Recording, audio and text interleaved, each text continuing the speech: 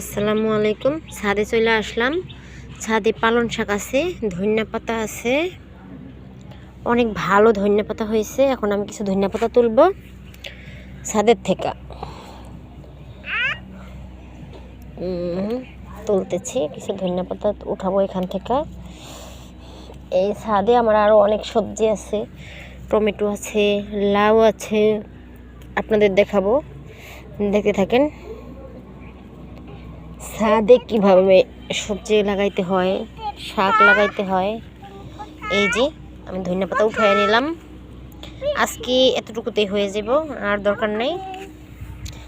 আগে নিচের থেকে আবার কিছু সবজি উঠাইছিলাম। রোদের কারণে আর কি দেখা যায় না, অনেক বেশি রোদ। নিচের থেকে আবার ওই বেগুন উঠাইছিলাম। এই যে ছাদে আমার টমেটো আছে, দেখতে পারতেছেন। খুব ভালো টমেটো হয়েছে, মাশাল্লাহ মাশাল্লাহ, মানে সব দিকেই টমেটো হইতেছে। পালং শাক আছে এখানে, পালং শাকগুলো খুব বড় বড় হয়ে গেছে, উঠান দরকার। এখানে কলমি শাক লাগাইছি, ওখানে বড় বড় ধনিয়া আছে, পেঁয়াজ আছে, লেটুস পাতা আছে। ওই যে ছোট্ট একটা লাউ গাছ আছে, একদম ছোট। ওখান থেকে আজকে একটা লাউ কাটবো ভাবতেছি।